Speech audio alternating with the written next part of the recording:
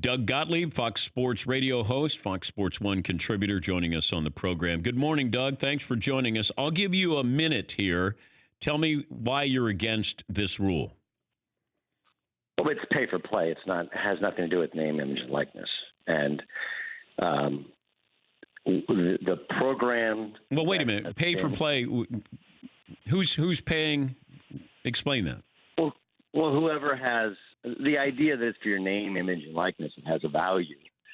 It's not accurate without being tied to the university. If it was, these high school basketball players could go right to the G League, could command whatever they want, shoe deal, TV, any other, Joe's Chevy dealership, whatever. They don't have that ability. Additionally, the biggest issue I have with Gavin Newsom is, and it's a narrative that he's echoing. It's not something he came up with. Is the players get nothing in the state of California, the one I pay taxes in, the one that he currently runs. It's not only illogical; it's just a lie. Cal Berkeley, which is running at a massive deficit in their athletic department, and UCLA are two of the greatest institutions in the United States. And my guess would be 95%, if not more, of the revenue-generating athletes at those schools, Cal, best public school in America, UCLA, 95% would not get in on their own. So first, there's a value in just getting in, especially in the state of California, because what California schools do, just like any school, like this idea, well, they make money off their athletes. Hey, here's a newsflash. Schools make money off of all of their students, and they don't pay taxes on it. So the idea that they're making money off their athletes, they are. They're making gobs and gobs of money off all of their students, and then when their students graduate, they ask them for donations so the cycle can continue. But the state of California, it's not only hard to get in, but the athletic departments are barely being funded by the state. And so it's not they're having trouble making ends meet, but supporting all of the different athletic programs is an issue. So once you start this idea of, hey, it's going to be professionals, let's go back. He says they don't get anything. So getting into Cal, getting the academic and athletic support you get while you're at Cal, and then finishing up with a degree from the best public university in the country has no value. That's the biggest problem we have. The biggest problem we have in our country is education inequality, and all of a sudden now the leaders who are supposed to be fighting for that are poo-pooing it and saying it has no value. Well, it does, and you know what? He misspoke on that. That's wrong. No, he didn't. That's a narrative. Well, it's wrong. LeBron. No, I'm saying that that's wrong. I shouldn't say misspoke. Okay. That's wrong because you do get something. You do get an education. You get something very, very valuable. Absolutely. But we're talking about where are we headed with this, Doug? You have Zion Williamson could have had his own shoe at Duke. Nike could pay him whatever they wanted to. Yes. Okay, look, Zion Williamson was popular because of YouTube and dunking before he got to Duke. But you and I would agree that playing 20 games at Duke, and probably the way in which he tore up his Nike, yes, and the way in which he played. I mean, it's Duke, North Carolina. He wouldn't have a Gatorade deal if he didn't play at Duke. He wouldn't have the number one pick in the draft if he didn't play at Duke. All of these things, the way we look at Zion Williamson is completely different. No, I don't think that's true. I don't think that's true. Listen, you know as many NBA people as I do. Okay? Go up and ask them, say, hey, what did you think of Zion Williamson when you walked out of McDonald's practice the year before? And they would have said, looks like a linebacker, don't know if he's an NBA player, but I want to keep an eye on it. And now people are saying he could have a LeBron type of impact. Now, is that his improvement? Absolutely. But he was also blessed by the fact that he played for Duke in the biggest games with the most respected coach, arguably in the history of the sport. We're acting like this doesn't have value. And, oh, yeah, by the way, this really isn't about Zion. You're throwing out the baby with the bathwater. For the 1% of 1% that might have a value on the open market, all the rest of the kids don't. And you're running the risk of, one, hurting the funding of the athletic department, and then two, and this is most importantly, when you become a professional, everything gets taxed. That's the whole thing. The reason this thing works is because it's a nonprofit and nobody pays taxes on anything. And the second that they start taxing athletic profits, the second all of those Olympic sports, all of these things that we've been fighting for, and equality, they all go away. And it becomes, and we have professional sports. And I think really that's the step that was taken by these governors. Look, Gavin Newsom wants to legalize it. Of course he does. He legalized pot. Why? Because they want to tax it. Duh. Because they keep spending money and not worrying about their budget. That's what happens in big state governments. But also, what's going to stop a booster from saying, hey, or if you're a recruit, let's say a football recruit, and I have you for 3 years, and you go to that school because the booster pays the starting quarterback $1 million to go to his car dealership lot, right? Right. I mean, that's where it gets to be pay for play, right? I don't think it'll be. I don't think. But how do you cap that? How do you monitor that? That's the problem. That's the problem. Is you can't cap it. You can't monitor it. You just can't. Oh, I have concerns about this. I'm not going to, stamp of approval, rubber stamp this at all. I have concerns about it, but I understand there are certain athletes at certain times that are different than everybody else. They should be able to capitalize on their likeness. 98% of the other athletes won't be capitalizing on their likeness, but there are going to be boosters. They'll be wherever there's money, there's corrupt. And I think that's what I'm worried about, that, hey, it's open season. Here's like people like to bring up Johnny Manziel, okay? And look, Johnny Manziel was a thing at A&M. Now, maybe they were able to sell their suites quicker, but there hasn't been an empty seat at A&M before or since Johnny Manziel. Hasn't been the same energy, but hasn't been an empty seat before or since. But here's the thing. Could he have capitalized in the short term on his jersey sales? Sure.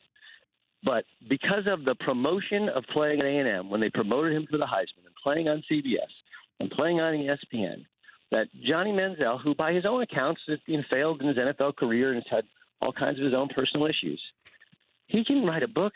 He can do whatever. The whole rest of his life, he's John Manziel from Kerrville, Texas, who went from fourth in the depth chart to winning a Heisman Trophy.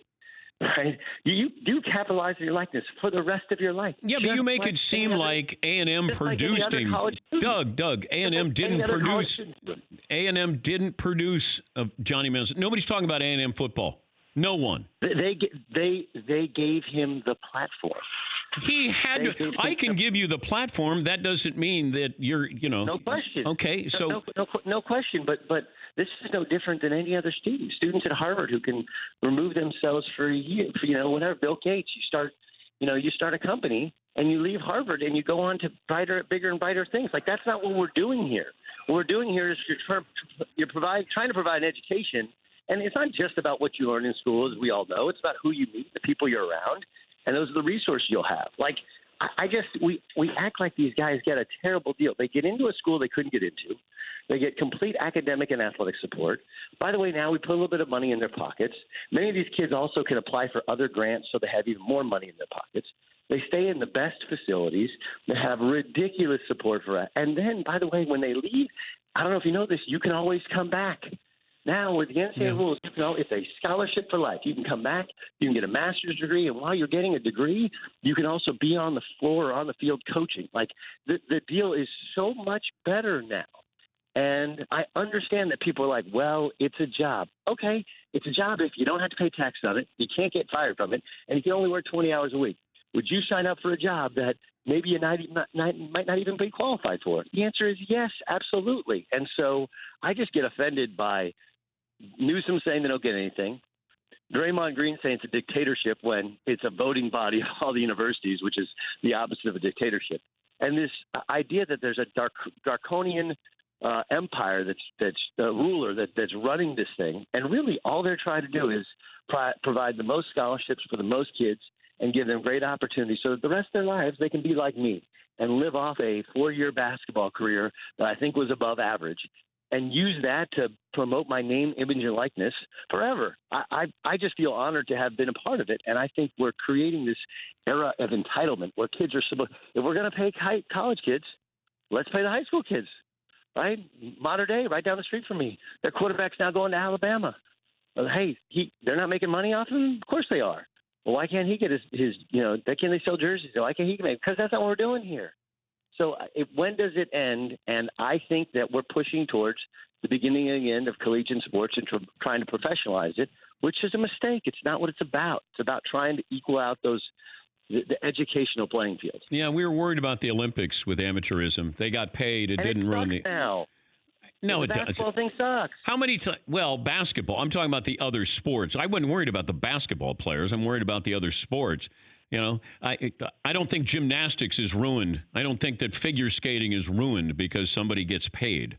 You know, basketball, you can say, oh, okay, are the stars going to play? You know, but you're also not educating. And I don't know. I actually don't know the rules of gymnastics. I don't know if they're for professionals or collegiate. I'd be lying if I said so. I mean, and the reason we cheer for our Olympians really is the Stars and Stripes. Let's kind of be honest. And we learn. But it didn't ruin the Olympics. Everybody was, oh, you can't pay them.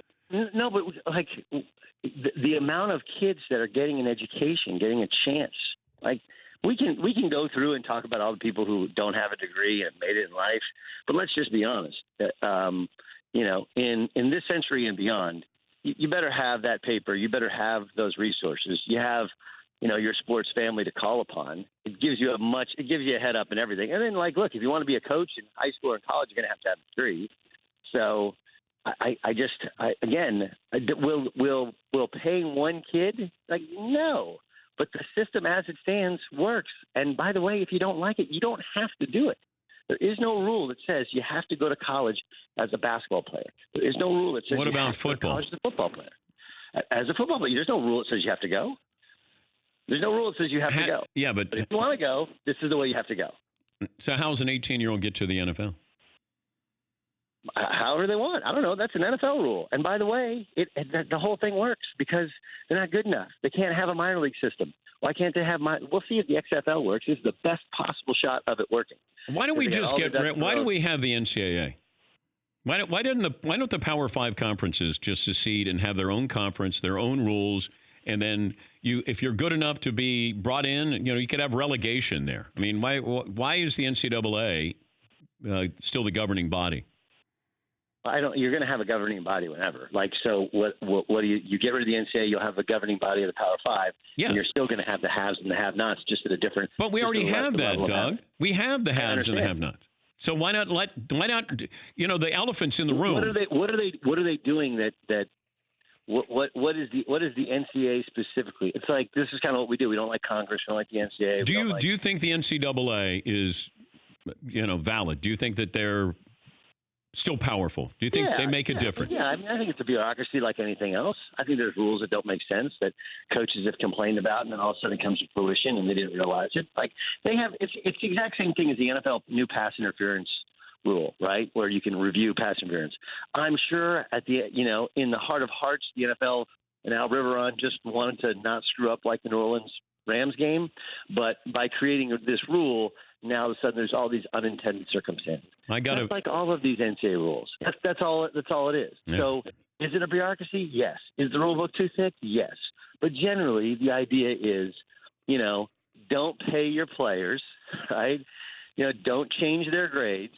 And, you know, you're trying to give everybody a shot, even though we know at the end of the day, there's going to be 5 schools in college basketball and, you know, 5 schools in college football that because they've been successful and they provide their kids the resources and their location matters as well, they're going to be better than everybody else. Yeah. We've been paying players for a long time. You know that. We've been changing grades for a long time. Don't do that. Don't do that. You don't think we've been paying players? I think far fewer players. Everybody does it. Is what you just say. I'm saying we have. I didn't say everybody, Doug. I didn't say everybody. I'm saying that if a high-end kid is going to a program, I assume money is being exchanged. Again, that's an ill-fated assumption. I believe that's not a fair assumption. I like my odds. I like my odds. I think most kids go to class. I think most kids. I didn't say they didn't go to class. I'm just saying that money, somehow with the shoes being involved in this, money exchange. We have guys going to jail because of this, Doug. I agree. Guys went to prison. I agree, but there was a government investigation. And when you consider how big the government said their investigation was and how little in terms of evidence they've come up with, either college basketball coaches are the greatest cheaters in the history of the United States, or really not that many people cheat. And everybody knows who the 10 or 15 schools are in college football and, 25 or 30 schools are in college basketball. And really it's usually a kid here, a kid there. The people know who has their hands out. All right. I got it. Everybody does it. All right. I don't think everybody does it. Not everybody does it. but it is still prevalent. It goes on. Sure. Okay, that's all. I didn't put a blanket down and said everybody does it. I'm saying it goes on, and it does. All right, I got to go. Bye, Dan. Thank you, Doug. Doug Gottlieb, Fox Sports.